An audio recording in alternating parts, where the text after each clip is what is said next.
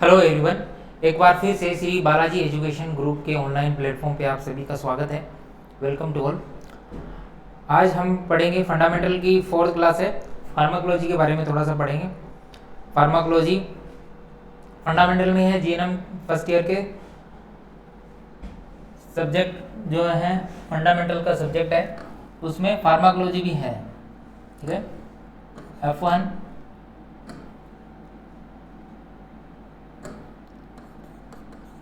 Fundamental of nursing में pharma का भी कुछ टॉपिक्स हैं, फार्मा का भी थोड़ा सा सब्जेक्ट है, तो उसमें फार्माकोलॉजी के बारे में पढ़ेंगे फंडामेंटल नर्सिंग में।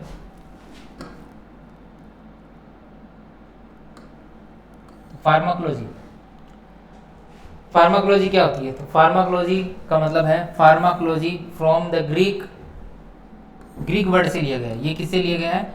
ग्रीक वर्ड से लिया गया है, ग्रीक वर्ड से लिया गया है फार्माकोलॉजी। तो फार्माकोन का मतलब होता है ड्रग्स, फार्माकोन का मतलब होता है ड्रग्स।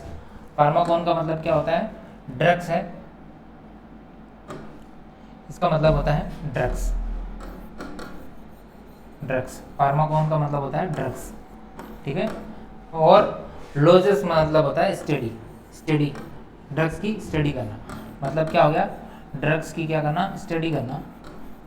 स्टडी करना क्या कहलाता है? फार्माकोलॉजी कहलाता है। अब किसकी? Study of the drugs, study of the drugs क्या कहलाता है? फार्माकोलॉजी कहलाता है। The study of the drugs and it's action, उसकी ड्रग्स का स्टडी करना और उसके एक्शन का स्टडी करना क्या कहलाता है? फार्माकोलॉजी कहलाता है। The study of the drugs and it's action is called pharmacology.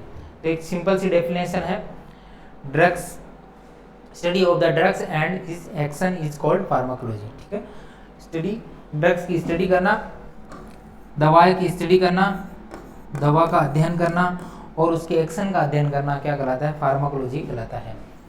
तो ये सिंपल सी डेफिनेशन है फार्माकोलॉजी। अब है कुछ और डेफिनेशन के बारे में पढ़ लेते हैं। कुछ और डेफिनेशन है, उनके बारे में देख लेते हैं अपन। कुछ और अदर डेफिनेशन है। तो फार्माकाइनेटिक्स सबसे पहले है फार्माकोकाइनेटिक्स। फार्माकोकाइनेटिक्स है, pharmacokinetics Greek words kinesis means movement, ये भी ग्रीक वर्ड से लिए गए हैं। और काइनेसिस का मतलब होता है मूवमेंट। इसका जो काइनेसिस का मीन है, इसका मूवमेंट से, इट इज सिंपल टर्म्स, ये सिंपल टर्म है। मीन द एक्शन, इसका मतलब होता है एक्शन। कैसे एक्शन करती है? तो simple term mean the action of the body on the drugs, body on the drugs, ठीक है। action of the body on the drugs, action of the body, body क्या करती है? ड्रग्स के ऊपर कैसे एक्शन करती है वो कहलाता है फार्माकोकाइनेटिक्स। क्या कहलाता है? फार्माकोकाइनेटिक्स कहलाता है।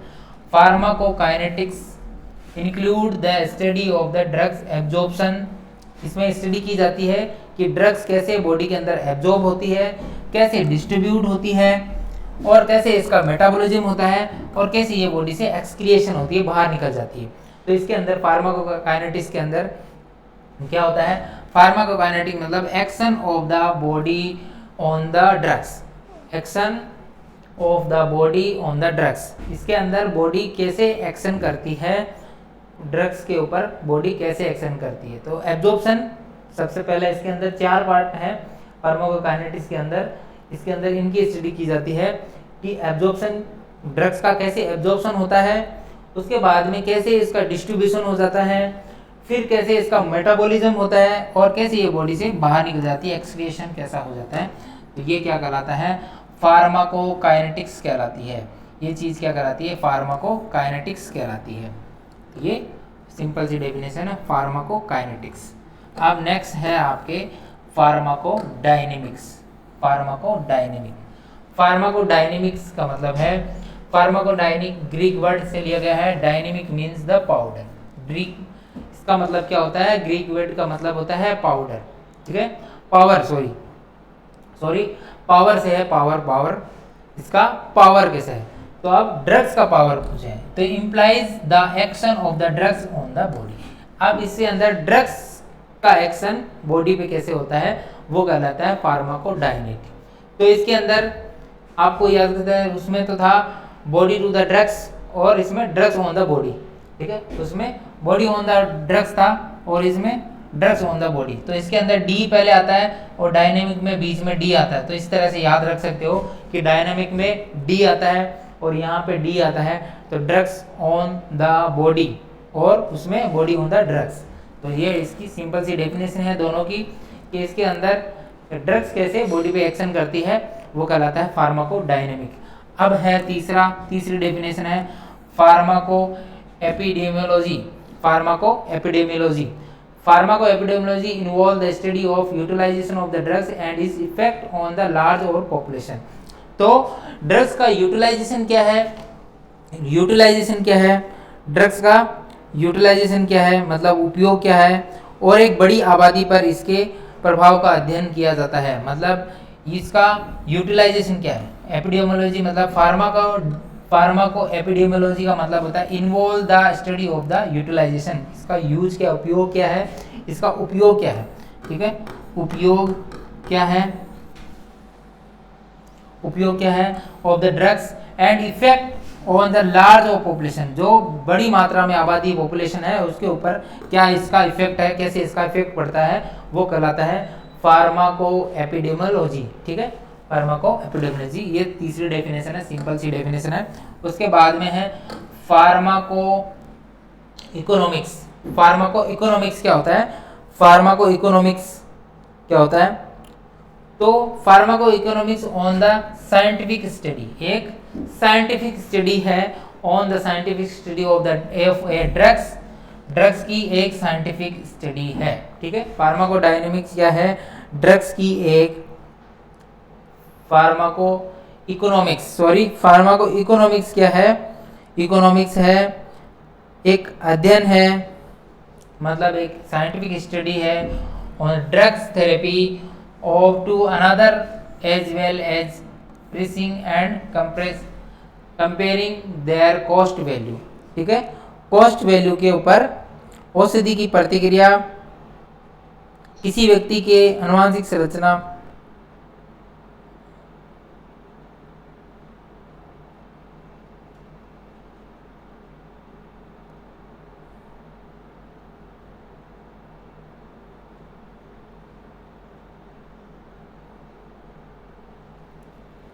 कंपेयरिंग देयर कॉस्ट वैल्यू की कंपेयर किया जाता है इसके अंदर, ठीक है, to another as well as pressing and comparing their cost value.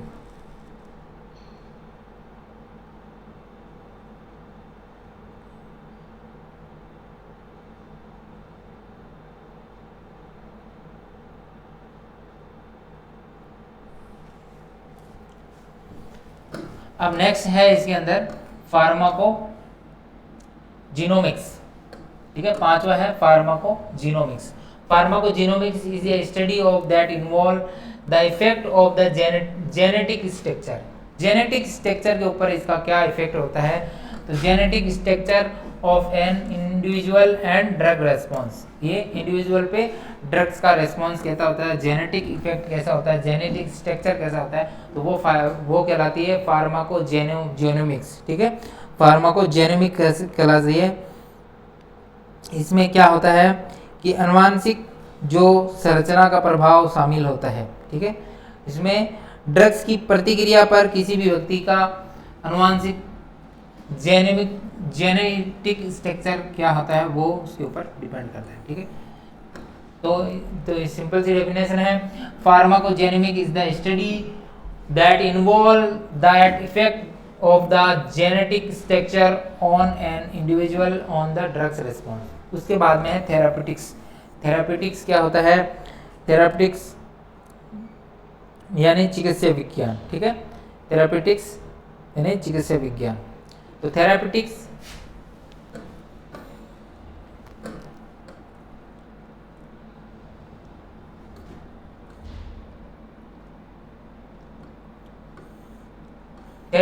Is a art and science of the healing.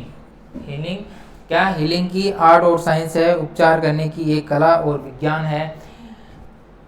Healing, dealing with the treatment of disease, dealing with the treatment of disease, disease का treatment करने के लिए, ठीक है, treatment करने के लिए, infectious condition से बचाने के लिए, तो जो बीमारी तथा जो इन्फेक्शियस कंडीशन से उपचार में हेल्प करती है, ठीक है, ट्रीटमेंट करती है। It deal with the drugs as use and the method which it should be administered to treating the disease, ठीक है। इसमें डील की जाती है, ड्रग्स का यूज कैसे किया जाता है, औषधि का यूज कैसे किया जाता है, और इसमें किसी भी बीमारी इलाज के लिए कौन सी ड्रग्स मेथड यूज ली जाती है, उसके बारे में ये थेरापेटिक्स के अंदर स्टडी की जाती है, ठीक है। अब है टॉक्सोलॉजी। टॉक्सोलॉजी क्या होती है? तो टॉक्सियोलॉजी क्या होती है? तो ये होती है विष विज्ञान, ठीक है, विष विज्ञान बोलते हैं इसे, विष विज्ञान।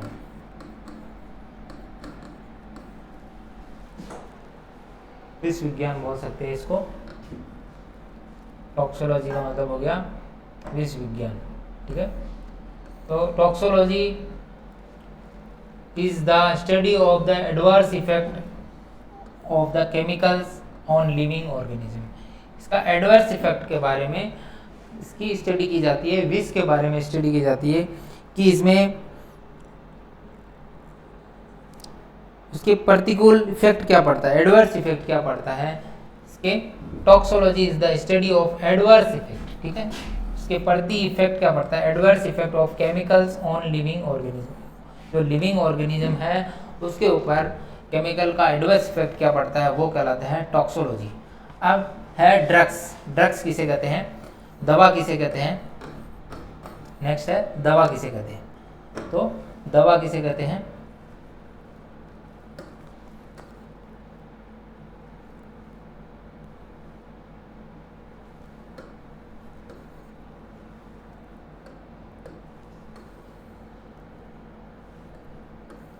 ड्रग्स मतलब हो गया दवा।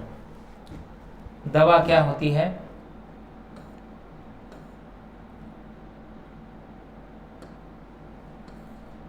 दवा। तो the WHO define the drugs. WHO ने ड्रग्स की डेफिनेशन दी, ए सब्सटेंस और प्रोडक्ट, एक ऐसा substance product that is used for the purpose of diagnosis, diagnosis यानी निदान के लिए, और प्रिवेंशन बचाने के लिए, रिलीफ कम करने के लिए, आराम देने के लिए, रिलीफ क्योर करने के लिए, डिजीज को क्योर करने के लिए, बीमारी को दूर करने के लिए, बीमारी से बचाने के लिए, या बीमारी से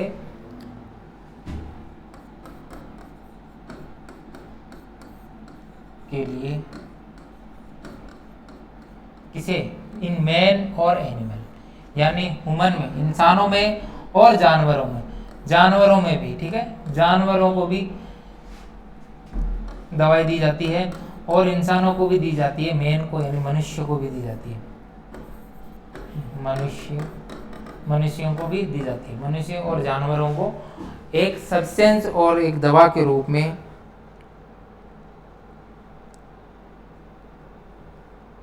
बीमारी के निदान में, रोकथाम में और राहत या इलाज के लिए इसका यूज किया जाता है, इस सब्सटेंस का यूज किया जाता है, वो क्या कहलाती है? दवा कहलाती है। जड़ी बूटी के रूप में हो सकती है ये दवाइयाँ, जड़ी बूटी के रूप में हो सकती है, सॉलिड रूप में हो सकती है। तो ये फॉर्म कैसी कैसी फॉर्म में रहती है दवाइयाँ।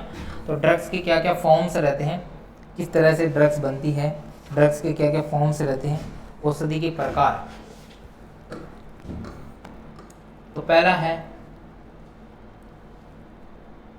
ए wide variety of doses from the available in market. बहुत सारे मार्केट में बहुत वैरायटी की ड्रग्स मौजूद है। Individual doses form and their application are discuss below.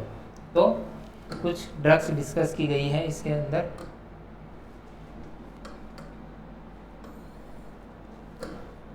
पहली है टेबलेट। मार्केट में जो दवाई आती है वो टेबलेट के रूप में आती है, गोली के रूप में आती है, ठीक है, गोलियों के रूप में आती है, जिसको टेबलेट कहते हैं, गोलियां। These doses form contain in a powder, या तो पाउडर फॉर्म में रहती है, मिक्स विथ एक्टिव सब्सटेंस। ये मिक्स पाउडर फॉर्म को मिक्स करते हैं एक्टिव सब्सटेंस के, और excipients press on compress form of solid tablet. इसको सॉलिड टैबलेट के रूप में बनाया जाता है, ठोस रूप में बनाया जाता है। इन डोज को, ठोस गोलियों को बनाने के लिए, इस खुराक को बनाने के लिए क्या करते हैं, पाउडर को दबाया जाता है। पाउडर को दबाकर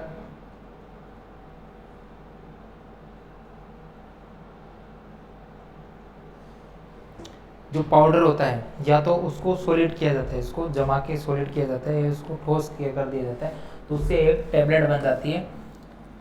तो ये इस तरह से टैबलेट दिखती है, इस तरह से, तो वो टैबलेट होती है। सबने देखी कि कैप्सूल, अब सब जानते हैं कैप्सूल को भी, कैप्सूल भी।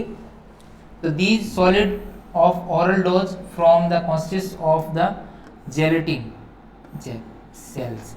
जेलेटिन सेल से बना होता है, जिसके अंदर पाउडर रहता है, ठीक है।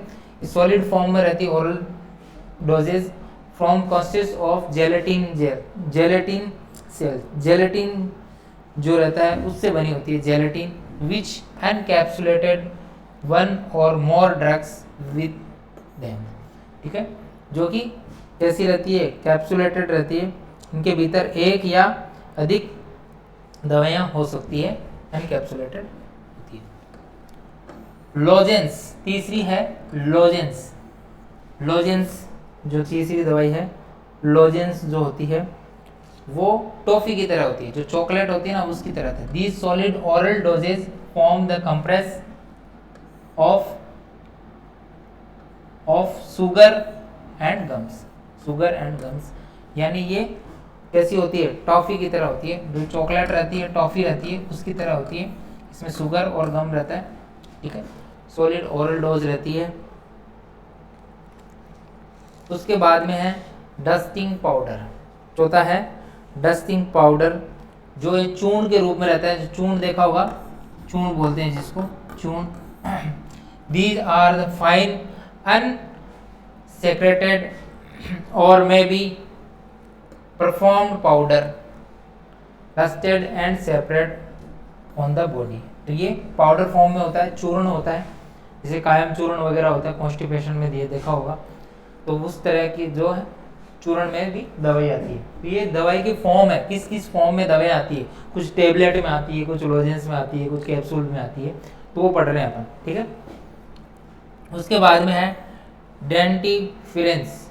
डेंटिफ्रेंस जो है कैसा आता है, दंत मंजन जो आता है ना, डेंटिफ्रेंस, ठीक है, दंत मंजन, जिनको बोलते हैं दांतों का मंजन, दंत मंजन, ठीक है।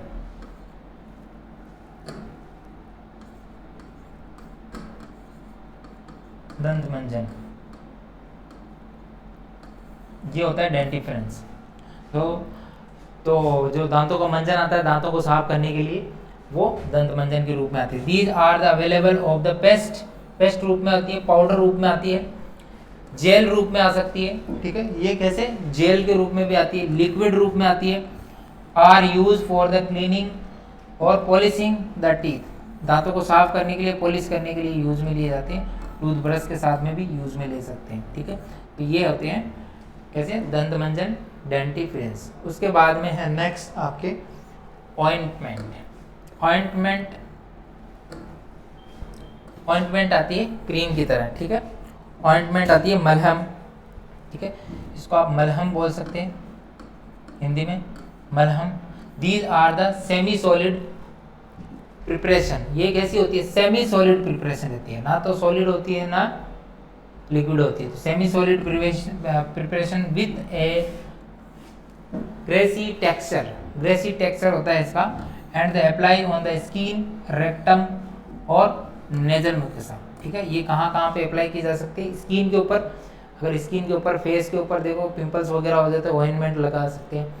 पेन हो रहा है तो डाइक्लो का ऑइंटमेंट लगा सकते हैं, जेली होती है तो वो लगा सकते हैं। तो ये रेक्टम के लिए, स्किन के लिए और नेजल म्यूकोसा के लिए यूज में ले सकते हैं। उसके बाद में है 7 नंबर पोलिटेंस, जिसका मतलब हो गया लेप करना। लेप जो आता है लेप करने के लिए उसको बोलते हैं पॉलिटिक्स, है ना, poultices. These paste like preparation, paste like रहती है, लेप के लाइक रहती है, paste like preparation are applied externally and have the ability to the retain heat. These use to for reducing the inflammation और पेन। ये पेन इन्फ्लामेशन को और पेन को कम करने के लिए किए जाते हैं। ये देखा होगा कहीं लेप करते हैं, तो लेप किसके लिए किया जाता है? एक तो इन्फ्लामेशन को कम करता है और पेन को कम करता है, दर्द को कम करता है, इसके लिए इसका यूज में लिया जाता है। ठीक है, इन्फ्लामेशन को और पेन को कम करने के लिए इसका यूज लिया जाता है।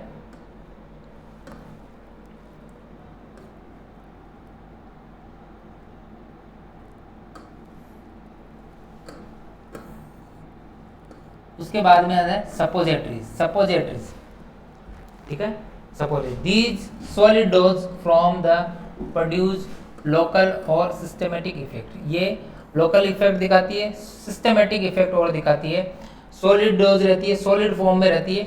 ये when the inserted into the body cavity, body की कैविटी होती है उसके अंदर इंसर्ट की जाती है। सपोजिटरीज ऐसी गोली रहती है, ठीक है, इस तरह की, और ये बॉडी की कैविटी के अंदर इंसर्ट करा देते हैं। रेक्टम यानी गुदा में, ठीक है, वेजाइना के थ्रू या यूरिथ्रा के थ्रू या नोज के थ्रू या ईयर के थ्रू ये दी जा सकती है। तो ये सपोजिटरीज होती है, या तो मला से, योनि द्वारा, वेजाइना मतलब योनि, ठीक है, यूरिथ्रा के द्वारा, नाक के द्वारा और कान के द्वारा, ठीक है, ये सबको पता है।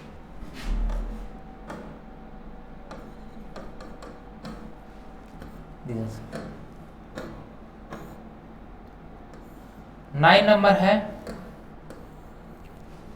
इमल्सन, ठीक है, 9 नंबर है आपका इमल्सन, इसको हिंदी में पायस बोलते हैं, ठीक है।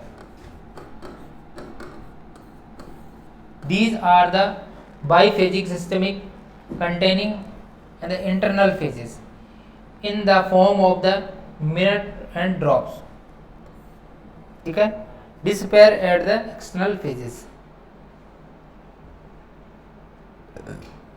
तो ये इमल्सिन बाइफेजिक सिस्टमिक कंटेनिंग होता है।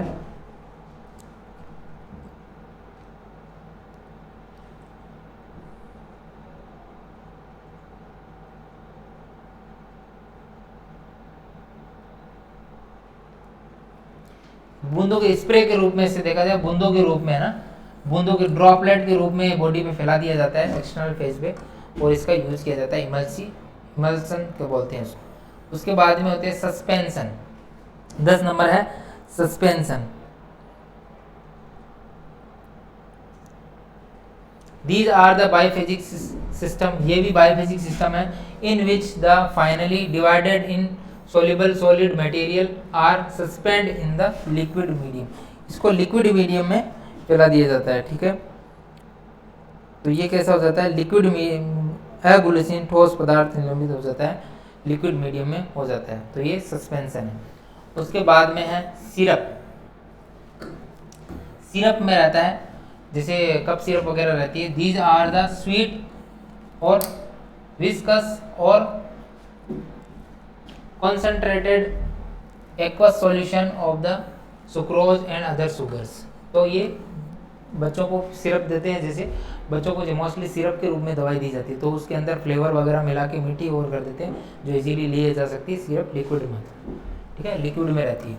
उसके बाद में एलेक्जेरिस जो होती है, ये सूरस बोलते हैं इसको, एक सिरप होती है, एक होती है सूरस।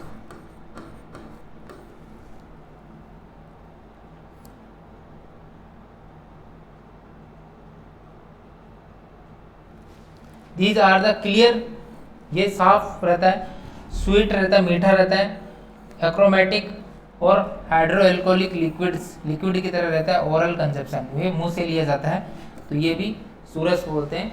तो ये भी मीठा रहता है, क्लियर साफ रहता है, एक्रोमेटिक रहता है, हाइड्रो एल्कोहलिक रहता है, लिक्विड फॉर्म में रहता है थोड़ा सा, और ये कैसे लिया जाता है, तो ये भी ओरल के द्वारा लिया जाता है। उसके बाद में 13 नंबर है drops. Drop these are not diluted admission there, मतलब ये डाइल्यूटेड नहीं रहती है, लिक्विड में रहती है। और ये ड्रॉप जैसे eye drops, ear drops, origin firms, ठीक है, जो भी बॉडी के हैं, आई ड्रॉप्स आँख में देने के लिए, ईयर ड्रॉप कान में डालने के लिए, तो ये ड्रॉप्स डाल के दवाई दी जाती है, drops.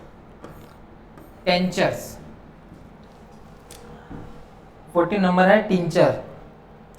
Tincture these are alcoholic, hydro alcoholic solution prepare from the vegetable material from chemical substance. Vegetable material से बनाया जाता है, लिक्विड फॉर्म में रहता है, तो टिंचर लगाने के लिए यूज में होता है, लिक्विड फॉर्म में बॉडी पे लगाया जाता है। एल्कोहलिक और hydro alcoholic solution prepare from the vegetable material from the chemical substance, ठीक है।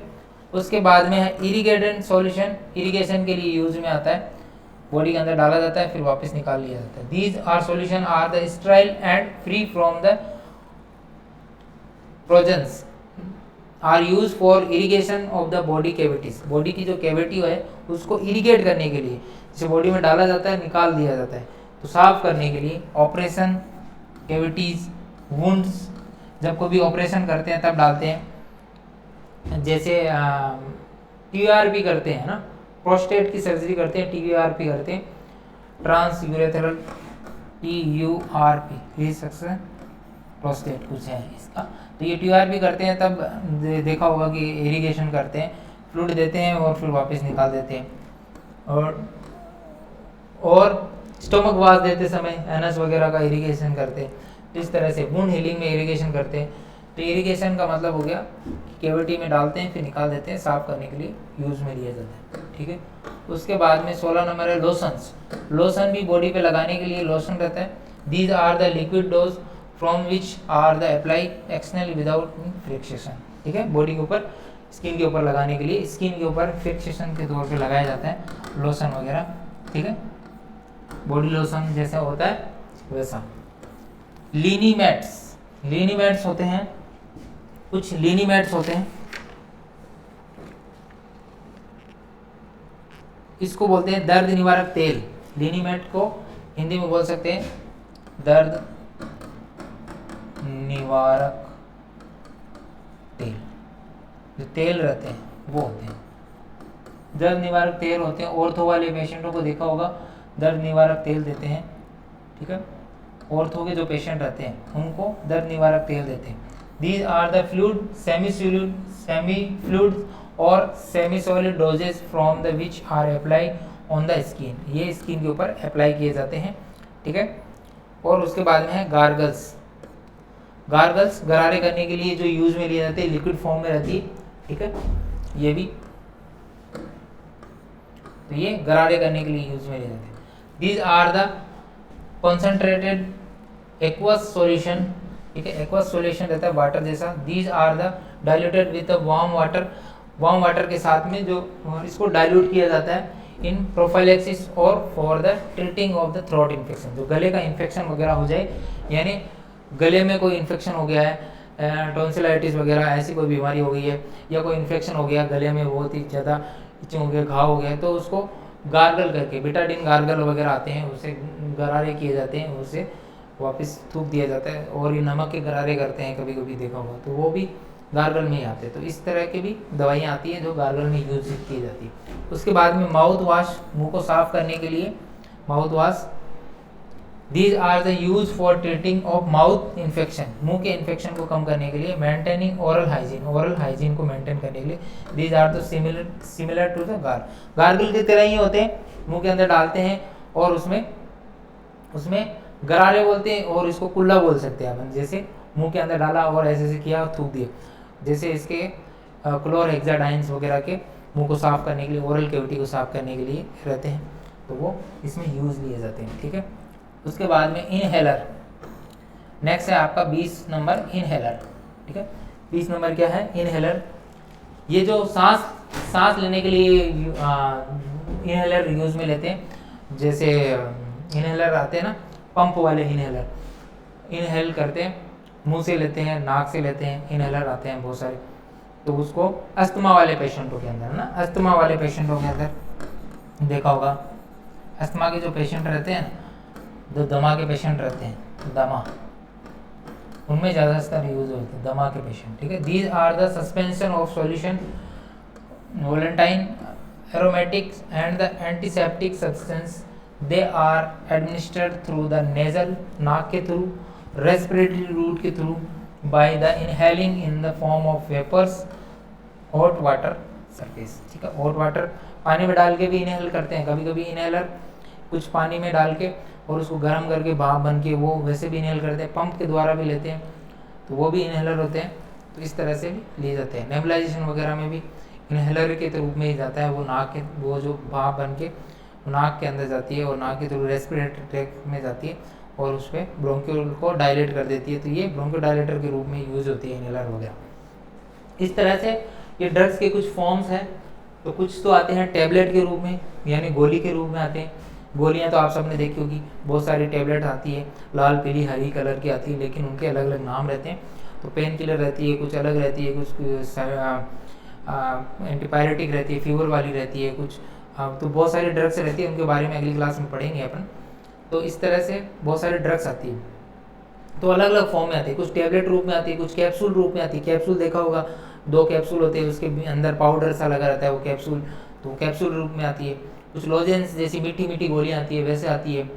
कुछ विक्स वाली जो गोलियाँ आती है, चूसने वाली है ना, माउथ डिजोल्विंग गोलियाँ आती है, देखा होगा। कुछ ऐसी गोलियाँ आती है जो मुंह के अंदर डिजोल्व हो जाती है। कुछ सबलिंगुअल वाली गोलियाँ आती है जो टंग के नीचे रखते हैं, वहीं डिजोल्व हो जाती है। तो इस तरह से टैबलेटें आती है बहुत सारी।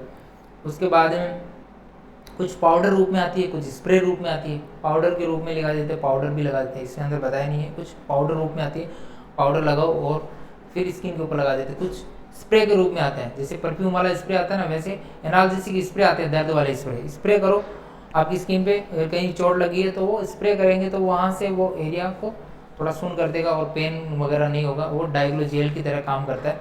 जिस तरह से स्प्रे वगैरह भी आती है। कुछ सिरप रूप में आते हैं। सिरप में तो आपने बहुत देखा होगा, सिरप बच्चों को जो सिरप देते हैं, सिरप में दवाई आती है। जो बच्चे छोटे बच्चे होते हैं वो टैबलेट को निगल नहीं पाते हैं, तो उनको सिरप के रूप में दे सकते हैं। कप सिरप आती है, बहुत सारी सिरप आती है, तो वो देते हैं सिरप के रूप में। कुछ आते हैं इनहेलर के रूप में, तो अभी बताया था मैंने कि इनहेल करके लेते हैं। तो उसमें इनहेलर, बहुत सारे इनहेलर आते हैं, डायरेक्ट इनहेलर आते हैं, और कुछ गर्म पानी में डाल के विक्स वगैरह, वेपर वगैरह, उसको भी इनहेल करते हैं, है ना। भाप लेते हैं, जैसे भाप के द्वारा अंदर जाता है। न्यूबलाइजेशन में जैसे बेडाकोड वगैरह होता है, ड्यूलिन बेडाकोड, उसकी दवा डाल के फिर उसकी भाप लेते हैं, फिर वो क्या करते हैं, उनको डायलेट वगैरह कर देती है। उस तरह की दवाएँ आती है। और कुछ सपोजिटरीज आती है, सपोजिटरीज होती है, वो भी पेन को कम करती है। बाई रेक्टम, वेजाइना और ईयर वगैरह में डाली जाती है। सपोजिटरी गोली आती है, तो वो दी जाती है, ठीक है। ये भी पेन को कम करने के लिए, स्टूल को सॉफ्ट करने के लिए, और वेजाइना के थ्रू ब्लीडिंग वगैरह को रोकने के लिए, ब्लीडिंग कराने के लिए यूज में ली जा सकती है, ठीक है। और भी जो मैंने पढ़ाई थी, कुछ फॉर्म्स रहती है, बहुत सारी फॉर्म में रहती है दवाइयाँ। तो ये कुछ फॉर्म्स हैं जो मैंने बता दिए। हम पढ़ेंगे नेक्स्ट क्लास में। Thank you so much. Class को ज़्यादा से ज़्यादा लाइक करें, चैनल को सब्सक्राइब करें, ज़्यादा से ज़्यादा लोगों को शेयर करें। Thank you so much.